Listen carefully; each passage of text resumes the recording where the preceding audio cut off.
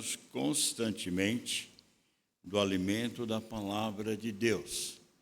Nessa trajetória que vivemos neste mundo, enfrentamos sempre algumas lutas, algumas diversidades, mas nada nos impede de sermos vitoriosos se nós estivermos vivendo de acordo com as Sagradas Escrituras. Nesse final de semana que passou agora, sexta e sábado, foi um período em que milhares de pessoas tiveram a sua visão, seu pensamento errado, porque foram ao cemitério levar uma oferenda, um presente para colocar na sepultura, outros foram chorar pela falta do seu ente querido, e outros chegaram ao ponto de pensar que poderiam fazer alguma coisa para tirar aquele seu ente querido num momento difícil, de trevas, de tristeza, através de obra ou ações. A palavra de Deus nos deu, nesse período, um despertamento para que a nossa vida cristã esteja de conformidade à palavra, não com a morte, mas com a vida. Como muito bem foi dito que nos cânticos que tivemos e também nas leituras, de que nós falamos daquele que é o autor da nossa vida, da nossa salvação, que é Jesus Cristo, o qual ressuscitou dentre os mortos.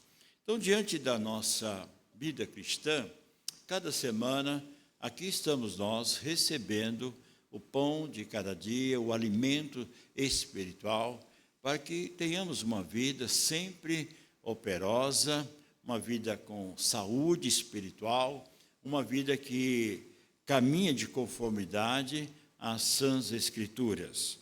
O nosso texto nesta noite, para todos nós, é que aqueles que foram comprados com o precioso sangue, aqueles que nasceram de novo, aqueles que têm a experiência da vida com Cristo, precisa viver, então, como tal, essa caminhada da vida cristã. E viver, claro, de consonância, de acordo com a palavra que nós cremos que é infalível, inerrante, que é a palavra de Deus. Então, abra a sua Bíblia e acompanhe conosco na exposição da palavra de Deus em Efésios, capítulo 5. Abra a sua Bíblia em Efésios, capítulo 5, versículo 15 até o versículo 21. Efésios 5, Efésios capítulo 5, verso 15. Assim diz, então, a palavra do nosso Deus. Acompanhe, meus queridos irmãos e amigos. Portanto, vede prudentemente como andais, não como nécios, e sim como sábios, remindo o tempo, porque os dias são maus. Por esta razão, não vos torneis insensatos, procurai compreender qual é a vontade do Senhor, e não vos embriagueis com vinho, no qual há dissolução, mas enchei-vos do Espírito, falando entre vós com salmos, entoando e louvando de coração ao Senhor com os hinos e cânticos espirituais, dando sempre graças por tudo ao nosso Deus e Pai, em nome do nosso Senhor Jesus Cristo, sujeitando-vos uns aos outros no temor de Cristo. Nesse texto lido, irmãos, tem como nosso tema a conduta do cristão. Qual é a conduta do cristão dentro da nossa existência, da nossa vida, e em especial nessa semana que nós estamos entrando? O que é que Deus espera da minha vida, que Deus espera de você, que Deus espera de cada um de nós? essa nossa caminhada da nossa vida cristã, ela precisa estar dentro dos padrões que regem a nossa caminhada ou então a nossa jornada cristã. A palavra de Deus, quando nós lemos aqui nesta carta aos Efésios, é uma carta muito rica, porque ela vem trazer a essência do que é a igreja de Cristo. E Paulo, então, quando ele termina de dar o ensino teológico, apontando os pontos doutrinários da obra da redenção de Cristo, no capítulo 1, mostrando o pecado, a separação que o homem tem diante de Deus, no capítulo 2, mostrando também no capítulo 3 a obra de Deus, mostrando que há uma chamada, uma vocação dada por Deus, não só ao apóstolo Paulo, a todos nós, de pregar este evangelho a todas as criaturas. Mas ele vem no capítulo 4 em diante mostrar a importância desta vida cristã. E ele mostra no capítulo 4, no versículo 17 a 24, a nova vida, ela é substituída pela velha vida. Ou seja, aquele que foi encontrado pelo amor eterno de Cristo Jesus, recebeu essa nova vida. Ou seja, a velha vida ficou de lado. Mas esta nova vida, ela provoca algo muito importante, conforme registra no capítulo 4, do versículo 25 até o capítulo 5, verso 2, ela mostra que a luz, ou melhor, a vida e o amor tomou o lugar da mentira e da amargura. Ou seja, aquele que é nascido de novo, aquele que experimentou o amor de Cristo, então a sua vida cristã não é uma vida de praticar aquilo que não agrada a Deus, que é a mentira, mas leva nós a mostrar, através da vida, o nosso amor para o nosso próximo. Foi como nós cantamos nossos cânticos espirituais nessa noite. Ame ao Senhor, ame ao nosso próximo. Essa é a mensagem que Deus espera da noiva, da igreja de Cristo. Mas essa mensagem ela é regada de perdão, de misericórdia. Ou seja, podemos a qualquer momento cometer alguma coisa que não agrada a Deus e ao nosso próximo, então nós expressamos aqui o nosso perdão. Não há lugar para, então, amargura. Depois, diante dessa verdade, Paulo ainda enfatiza no capítulo 5, do versículo 3 até o versículo de número 14, ele diz assim, que nós devemos dissipar de vez as trevas. Ou seja, não há espaço para o eleito de Deus viver na prática das trevas. Nós somos comprados, nós somos regenerados, nós fomos alcançados por esse amor eterno do Senhor Jesus. Por isso, Deus nos chama, então, para essa nossa vida cristã, dissipando de vez as trevas. E o texto que nós lemos, no capítulo 5, verso 15 a 21, nós devemos, então, na caminhada da nossa conduta cristã, caminhar com sabedoria, para que o nome de Cristo seja engrandecido, testemunhado através da nossa vida. E isso, irmãos, então o apóstolo Paulo vai chamar a atenção da importância, então, dessa conduta, deste caminhar, desse andar com Cristo Jesus. E ele chama, então, que nós precisamos entender isso, no nosso andar, segundo a nossa vocação, o nosso andar diferente do mundo, nosso andar deve ser com amor, nosso andar deve ser como filhos da luz, e o nosso andar tem que ser de forma prudente. Então, o nosso texto nos chama a atenção, e eu gostaria que os irmãos acompanhassem nessa exposição de cada versículo, o que é que Deus espera de todos nós. No verso 15 diz assim, vede prudentemente como andais. Meus irmãos, é isso que Deus está olhando para cada um de nós. como tem sido a nossa conduta, como tem sido o nosso comportamento, como é que o mundo enxerga a minha vida e a sua vida, como é que as pessoas do trabalho conseguem identificar que você é filho da luz ou filha da luz, como é que o mundo possa ver no meio acadêmico ou nos mais diversos lugares que Deus coloca a nossa vida, como tem sido essa nossa posição como cristão, essa conduta. Paulo está dizendo aqui, vede prudentemente como andais. Essa palavra, traduzida como prudentemente, significa exatidão, ou seja, precisão, retidão, ou seja, o crente precisa viver essa vida cristã, não é mais ou menos. Não há na igreja de Cristo, eu sou um crente mais ou menos. Isso não existe na vida cristã. Eu sou, de fato, um cristão verdadeiro.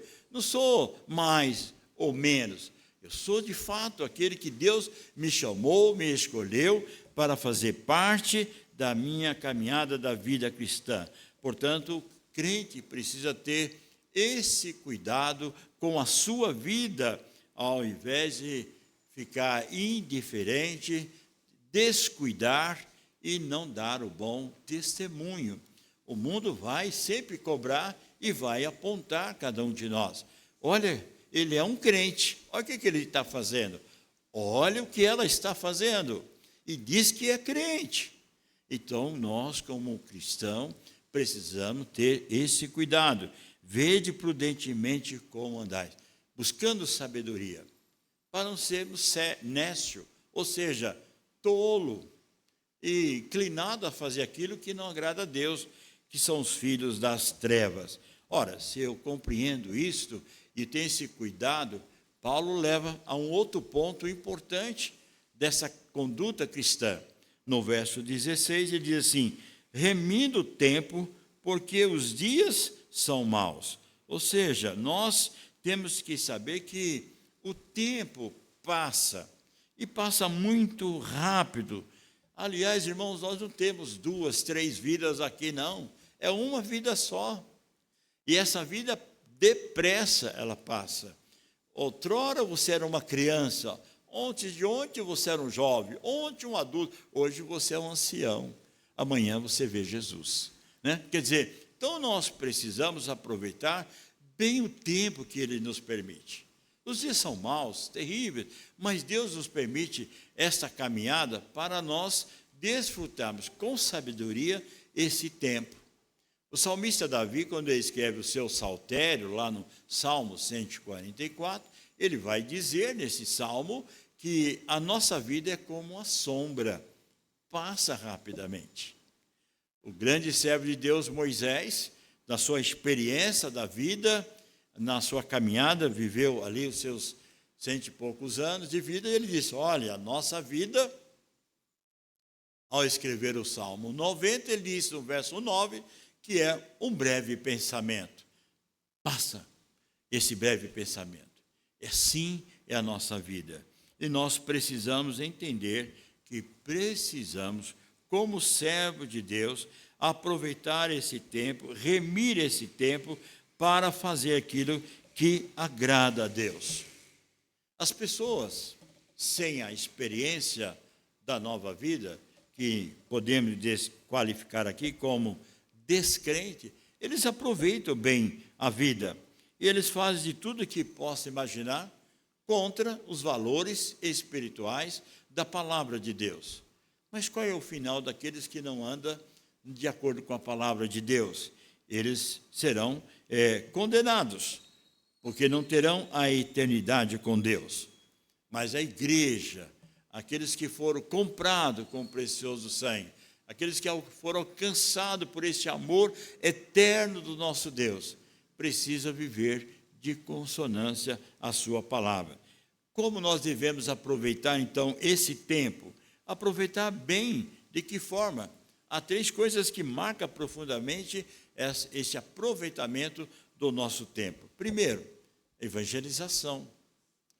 Nesses dias de densas trevas, as pessoas ainda acreditam no estágio de purgatório, que não é bíblico, que ainda acredita que fazendo essa missa ou aquela missa vai tirar o seu ente querido no purgatório.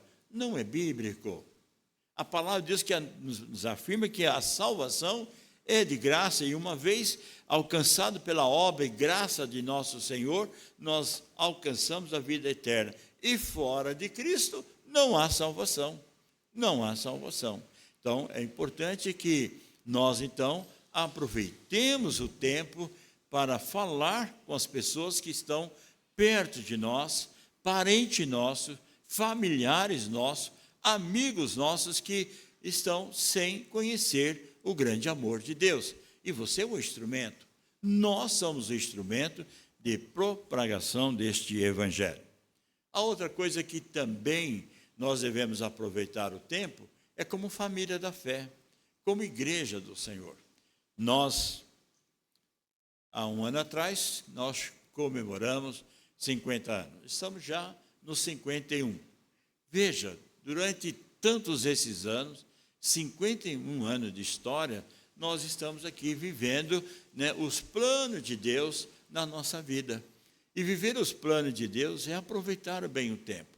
E como igreja do Senhor, nós não podemos perder a oportunidade de desfrutar com a comunhão entre família. Como é bom você estar bem com o esposo, com a esposa, como é bom o casal estar bem com os filhos, pais e filhos se reúnem para o momento de ceiar, para o momento de confraternização, para o momento de passear, nos momentos das suas férias. A família está envolvida nisso. Este é o momento que traz comunhão, fortalecimento para nossas famílias. E como igreja do Senhor, também a comunhão dos santos. Nós, quando lemos lá na igreja primitiva, em Atos capítulo 2, diz que os irmãos perseveravam na doutrina, nos conhecimentos doutrinários da palavra de Deus, mas também na comunhão dos santos. Ou seja, momento do partir do pão, momento em que nós nos reunimos na mesa do Senhor, como também nos alimentos que nos proporciona um almoço, um jantar, a igreja, nessa confraternização. Isso é importante como igreja do Senhor, como família da fé. Não perco a visão missionária, não perco o ide do Senhor Jesus, porque eu tenho que aproveitar esse tempo, porque Ele confiou em mim, em você, dons e talentos para a proclamação deste evangelho, mas também nos leva à edificação da igreja. E por isso, nós aproveitando bem o tempo, nós, tudo que fizermos, diz a palavra de Deus, é para a glória de Deus.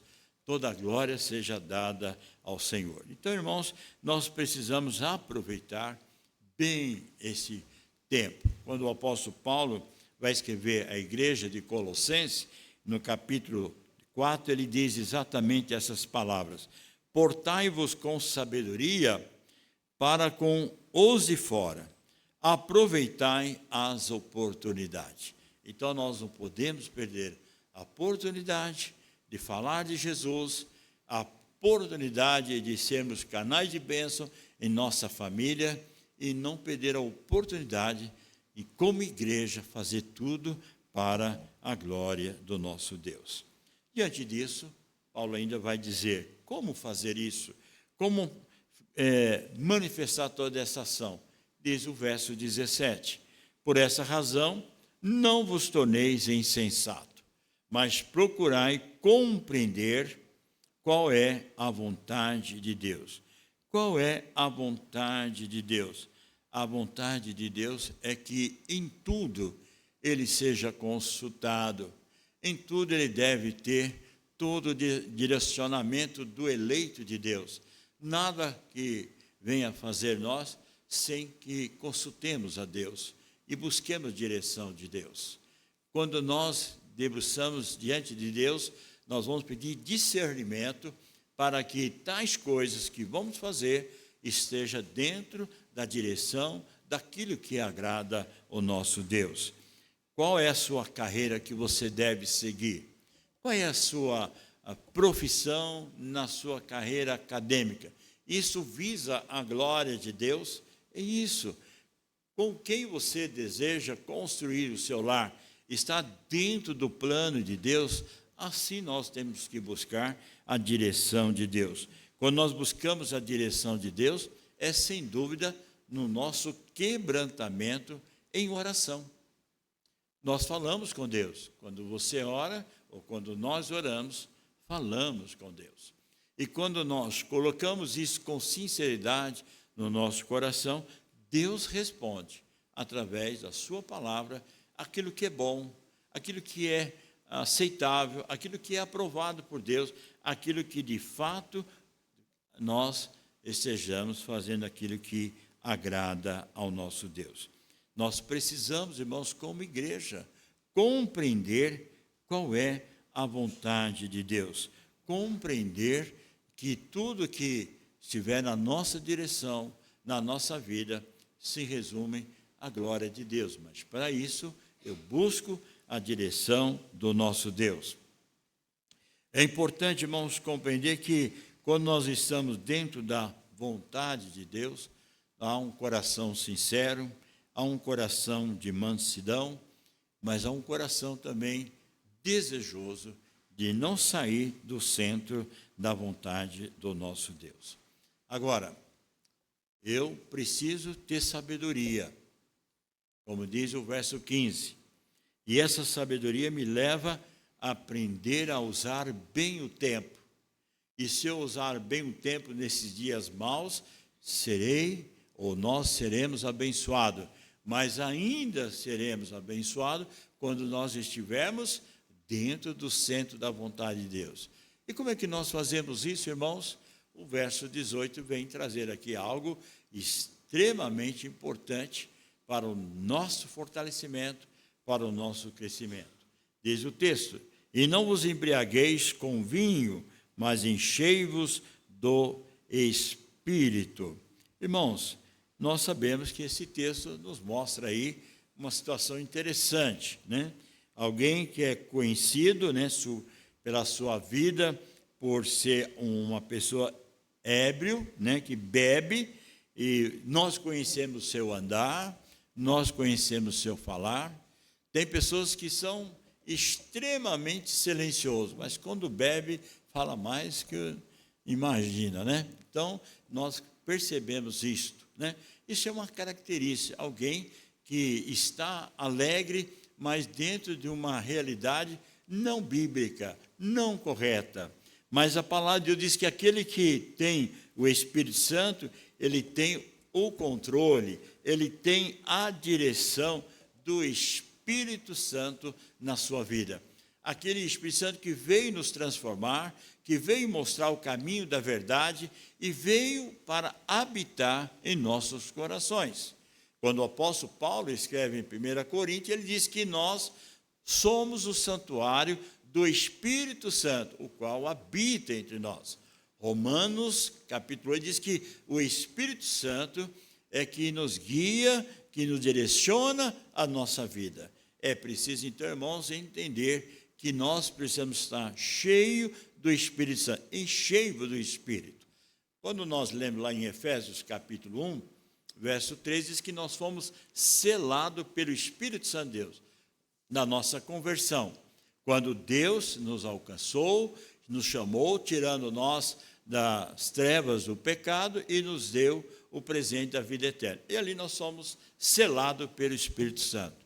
Mas aqui o apóstolo vai dizer que nós, selados pelo Espírito Santo, precisamos encher da nossa vida do controle total, da plenitude do Espírito Santo, para viver não segundo a natureza terrena, mas segundo a vontade soberana de Deus. Por quê?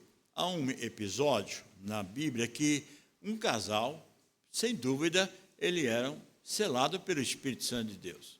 Mas o seu egoísmo, a sua ação, da sua fraqueza, cometeu o casal o pecado. E custou a vida por não fazer aquilo correto. Eu falo do casal Ananias e Safira. Esse casal foram até os apóstolos, cada um contando a sua versão. Aqui havia um combinado, só que nenhum outro sabia que primeiro o marido contou uma mentira, Deus o matou, porque não falou a verdade. Veio a sua esposa, também ratificou a mentira que havia combinado com seu marido.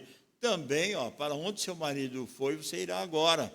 E foi morto. Porque o texto diz que, em Atos 5, 3, diz que, porque mentiu ao Espírito Santo de Deus. Então, nós, como eleitos de Deus, como igreja do Senhor, como povo de Deus, nós precisamos buscar nessa caminhada, à luz da palavra de Deus, crescendo em graça, em conhecimento, buscando a direção do Espírito Santo na Sagrada Escritura, para que, uma vez cheio do Espírito Santo, nós, então, temos a certeza que seremos controlados, direcionados, dirigidos pelo Espírito Santo na nossa vida. E sob a direção do Espírito Santo, nós ganhamos e não perdemos o controle da nossa caminhada da vida cristã. O padrão de Deus qual é a conduta do cristão? É viver de acordo com a palavra de Deus, prudentemente, reto, com precisão, com exatidão. Viver isso aproveitando o tempo, aproveitando as oportunidades que Deus ainda nos concede para nós. E fazendo isso dentro da vontade de Deus. E dentro da vontade de Deus nos leva a uma vida cheia do Espírito Santo. E quando nós estamos cheios do Espírito Santo, vivendo sobre a graça do nosso Deus, o que acontece com a igreja? O que acontece com o povo de Deus? Alegria. Nós temos alegria. Nós temos desejo de quê? De louvar a Deus. O nosso coração enche de graça, de louvor e adoração a Deus. Nós expressamos com as nossas vozes os hinos, os cânticos, como diz aqui no texto de número 19, falando entre vós com salmos, entoando e louvando de coração ao Senhor com hinos e cânticos espirituais. O nosso louvor não sai só da mente, ele também sai do coração. O Senhor Jesus, ele falou para alguns que estavam ali seguindo, citando as palavras do profeta Isaías, quando diz assim: esse meu povo só louva com lábios, mas o seu coração está distante de mim. A igreja que é selada pelo Espírito Santo, cheia de Espírito Santo, ela tem alegria, ela tem desejo de cultuar o Senhor, ela vem para a grande congregação e aqui nos tornamos uma só família. E qual é o objetivo de todos nós? A glória do Senhor. Um dos 5 pontos da reforma é a glória de Deus. Somente Ele é motivo de todo louvor e de toda glória. Então, quando nós cantamos, não é para agradar homens, pessoas, equipe, ou isto, aquilo. Nós estamos aqui, todos nós, reconhecendo que toda a glória é de Deus. Quando o apóstolo Paulo escreve a carta aos 1 Coríntios, capítulo 10, ele diz, depois chamar a atenção àquela igreja, ele diz assim: tudo que nós viemos a fazer, façamos para a glória de Deus. Então, nossos hinos, nossos cânticos espirituais têm que expressar isso de forma que o nosso coração está jubiloso, cheio de alegria. Foi assim que Davi e outros compositores do Salmo de 1 até 150 escrevem o saltério, expressando, mesmo nos momentos difíceis, mesmo momentos de dificuldade, não deixaram de expressar, através do louvor, a alegria de cantar. Cantai ao Senhor, cantai ao Senhor, rendei graças ao Senhor, porque o nosso Deus é santo e tremendo, Ele é digno de toda a honra e toda a glória. Salmodiai ao Senhor, quer dizer, vinde e cantemos ao Senhor. São várias vezes chamando a igreja para esta adoração. Agora, quando nós fazemos isto e vivendo dentro da conduta cristã, nós temos então o motivo de darmos graças ao Senhor. E ele diz assim: dando sempre graças por tudo ao nosso Deus e Pai. Quando nós estamos falando aqui de tudo, nós estamos dizendo assim: Senhor, eu agradeço porque matei alguém. Não, não é isso, né? Eu dou graças a Deus porque coisas boas o Senhor tem proporcionado na minha vida, no meu lar. Dou graças a Deus pela paz do meu casamento. Dou graças a Deus pela a saúde do meu lar. Dou graças a Deus pela família da fé. Dou graças a Deus porque eu recebi o maior presente da minha vida, que é o presente da vida eterna. Não tem outro maior presente do que esse, de que eu fui alcançado por esse amor eterno de Deus. Quando Paulo escreve na sua primeira carta aos Tessalonicenses, no capítulo 5, ele também vai dizer à igreja de Tessalônica, como Paulo disse à igreja de Éfeso aqui: em tudo dai graça, porque esta é a vontade do Senhor.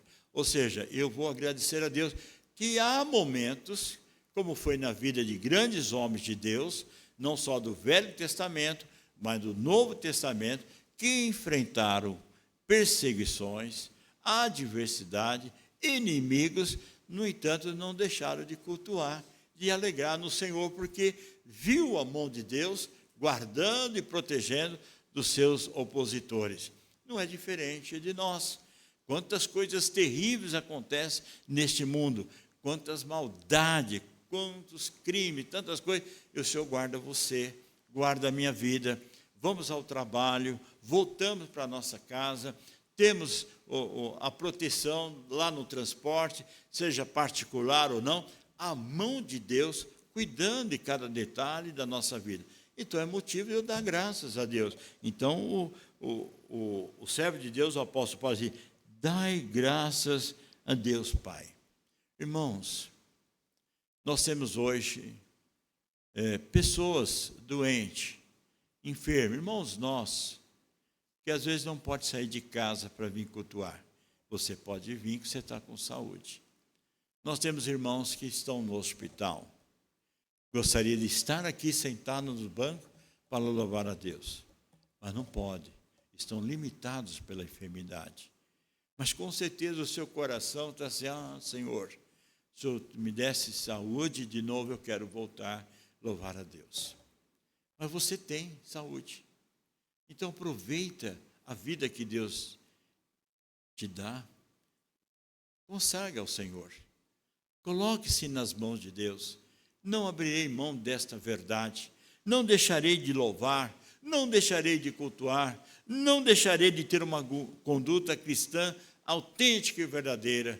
Porque Ele é o Senhor. Ele é o Salvador. Ele é o Deus ressurreto da minha vida. Então, enquanto eu viver, como diz o Salmo 146, enquanto eu viver, o meu coração será sempre de louvor e adoração a Deus. A comunhão e a adoração não é somente de boca, mas também de coração, como diz a palavra de Deus. Agora, irmãos, concluindo, Paulo vai dizer o seguinte: é possível que você precisa sujeitar-se uns aos outros no temor do Senhor.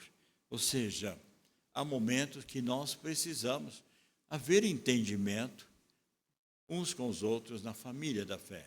Nós precisamos ter a compreensão do quanto Deus pode trabalhar na sua vida e com seus familiares. Às vezes você pode dizer assim: eu não falo com meu irmão já há algum tempo. Isso não é de Deus. E eu preciso, diante de Cristo, mostrar esse meu amor uns para com os outros. Não pode haver barreiras, não pode haver separação. Nós somos irmãos em Cristo, da família da fé, comprado pelo precioso sangue. Não há espaço para eu dizer que cultuo ao Senhor com a exceção desse ou daquele. Não existe isso. Nós temos que ser completos diante de Deus.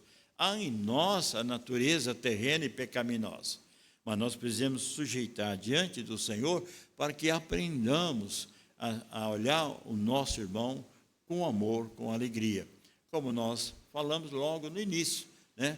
O amor que Deus nos dá é para que não haja amargura, que não haja ódio. Assim deve ser a caminhada do eleito de Deus. Quando nós estamos cheios do Espírito Santo, damos graças a nosso Deus. Quando nós estamos no centro da vontade de Deus, aprendemos a amar uns aos outros no temor do Senhor. Meus queridos irmãos, é uma semana nova. Começamos o nosso primeiro dia. Não sei o que vai acontecer segunda, terça, qualquer dia da semana. Que o Senhor nos guarde, que o Senhor nos proteja, que o Senhor nos permite que muitas coisas que possamos realizar em nome do Senhor, através da nossa vida pessoal ou familiar, ou como igreja do Senhor. Mas que no próximo domingo nós estejamos aqui em gratidão a Deus. Senhor, foi uma semana de vitória, foi uma semana de bênção. Dei testemunho do teu grande amor. Fui confrontado com a tua palavra, mas não neguei o teu nome. Eu aprendi a viver de conformidade à sua palavra. Teu Santo Espírito, que é o nosso consolador, nos guiou na nossa jornada, dando a nós sabedoria para expressar aquilo que as pessoas precisam ouvir. Como disse, na evangelização, na edificação e para a glória de Deus. Essa é a palavra de Deus para a minha vida, para a sua vida. Que essa semana seja uma semana que a nossa vida seja do Senhor, e tão somente para o Senhor, para que o que nós cantamos, estejamos vivendo aquilo que nós cantamos ou cantaremos durante a semana na carreira da nossa vida cristã. Que Deus, na sua infinita graça, nos abençoe, nos consola e nos conforta, e que tenhamos vitória em Cristo Jesus, para o louvor e glória do seu nome. Assim, que Deus nos abençoe. Amém?